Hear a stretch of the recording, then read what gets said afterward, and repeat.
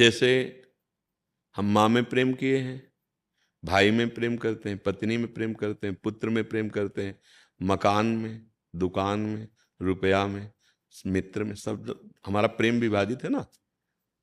ऐसे एक कुछ मान लें अपने प्रभु को, एक कुछ मान लें, बेटा मान लें, पिता मान लें, भाई मान लें, मित्र मान लें, गुरु मान लें, चेला मान लें, स्वामी मान लें, कुछ भी अपने प्रभु को मान लेते, इतने कृपालु हैं। और फिर वही मान करके वही भावना सब में कर ले, मेरा गोविंद मेरी माँ के रूप में, मेरा गोविंद मेरे भाई के रूप में, मेरा गोविंद मित्र के रूप में, प्रेम ही प्रेम हृदय में प्लावित हो जाएगा। पहले हम प्रभु को कुछ माने, अभी कुछ नहीं मानते, सच्ची मानिए। जितना हम अपने शरीर को प्यार करते हैं, जितना हम अपने शरीर संबंधियों को प्यार करते हैं, हम अपने प्रभु को इसमें से एक अंश में भी प्यार नहीं करते। और जब प्यार प्रकट होता है ना, तो अगर अभी तो 5 प्राण हैं, सूक्ष्म लगा के 10 प्राण हैं, अगर करोड़ों प्राण हो तो अपने प्यारे के लिए न्यौछावर हो जाए।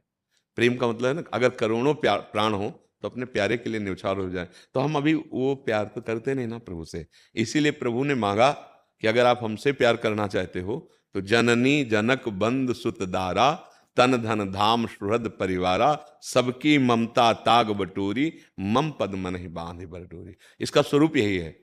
ऐसा नहीं कि सबसे विमुख हो जाना है, नहीं, सब में मेरे को देखो, यही मेरे चरणों में ममता बांधना है। नाते नेह राम के मनियत, सुहृद सुसेव्य जहां लो।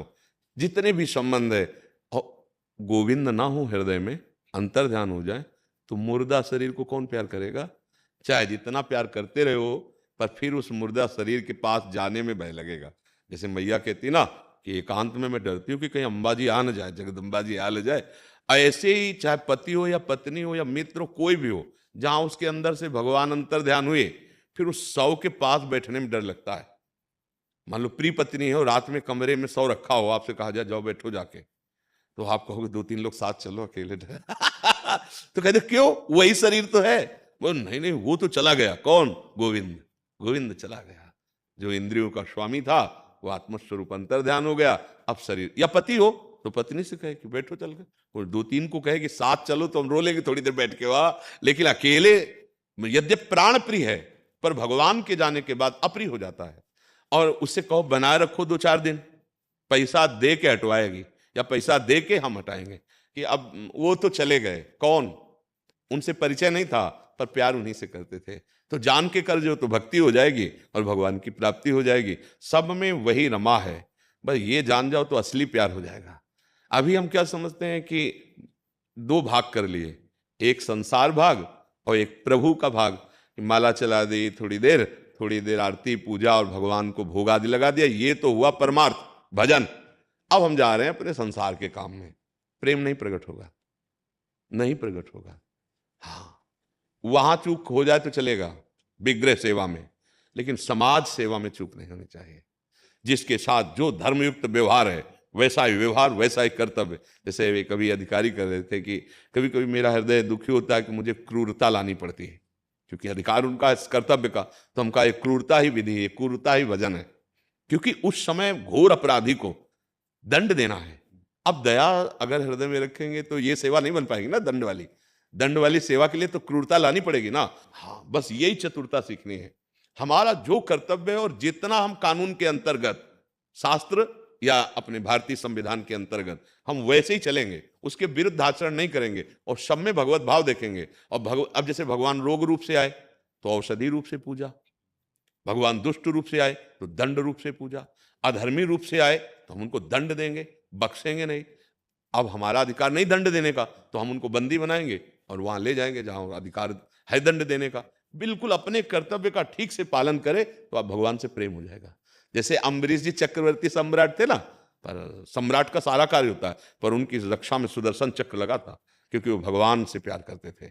तो ये नहीं कि हम भगवत भाव सब में करेंगे तो हम फिर पिटाई कैसे कर पाएंगे। मान लो आप ऑफिसर हैं, आपको दंड देना है, तो पिटाई कैसे नहीं, बहुत अच्छे से होगी।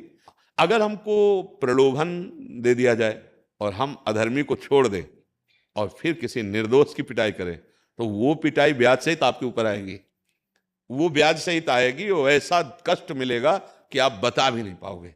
जब ऊपर से निर्णय आता है ना, तो भीतराल चोट होती है अंदर की, हृदय ऐसा जलता है कि उसको एक ही रास्ता दिखाई देता है कि अपने हाथ से अपने को, बस आप ये पक्की बात समझ लो। बोले ये क्यों हुआ?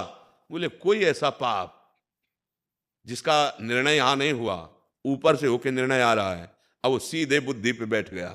अब बुद्धि ने सोचा कि अभी विपत्ति से निकलने के लिए एक ही उपाय है।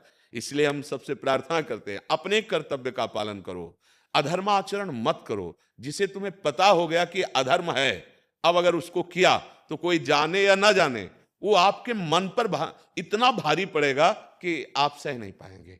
शरीर की मार हम सह सकते हैं, तो जैसे रोग आ गया या कोई पीड़ा हो रही और हम सत्य पे चलते हैं तो हर मार, देखो हमारे देशवासी स्वतंत्रता जो सेनानी बने, उनको कितना विदेशियों ने कष्ट दिया, बहुत कष्ट दिया, पर कष्ट होते हुए भी उनको दुख नहीं था, क्योंकि अपने राष्ट्र को स्वतंत्र करने के लिए अपनी जान की बाजी लगा रहे थे ना। तो अगर हम सत्य पे हैं तो कष्ट आएगा पर हम दुखी नहीं होंगे, और अगर हम असत आचरण करते हैं तो सुख आएगा पर अंदर से आप जलोगे, अंदर से सुख सामग्रियां एकत्रित कर ली, अंदर से आप भयंकर कष्ट पाओगे। ऐसी गलती हो जाएगी अनजाने में आपसे कि आप ऐसा बुरा फंसोगे कि निकल ही नहीं सकते, क्योंकि आपका वो अधर्माचरण है। तो हम भगवत प्रेम प्राप्ति के लिए इसी समाज में वो आचरण करें, नाम जप करते हुए, जिससे दूसरों को सुख हो तो भगवत प्रेम हो जाए। अब हम मंदिर में तो जाके खूब दंडवत करें और बाहर निकल कर पापाचरण करें, कुछ नहीं, मंदिर वाले सुनेंगे ही नहीं। आपको बता रहे कि भगवान मेरी नहीं सुनते, तुमने भगवान की सुनी? भगवान कह रहे सबके हृदय में मैं विराजमान हूं, ये बात तो तुमने सुनी नहीं। और मंदिर में गए और बाहर सबके हृदय में विराजमान भगवान के साथ छल किया, कपट किया, हिंसा किया, पापाचरण किया, तो अब मंदिर वाले भगवान तुम्हारी बात नहीं सुनेंगे। ऐसे प्रेम हो जाता है। हम नाम जप करें, अपने कर्तव्य का पालन करें, और यथा योग्य, कर्तव्य कहते हैं यथा योग्य, जैसे दुष्ट को दंड देना कर्तव्य है, और निरपराध को मुक्त कर देना, निर्दोष को मुक्त कर देना, ये कर्तव्य है। तो कर्तव्य का मतलब है जो हमें पद मिला है, जो हमें संसारिक धर्म मिला है, उसका पालन करते हैं। हाँ, नाम जप करें।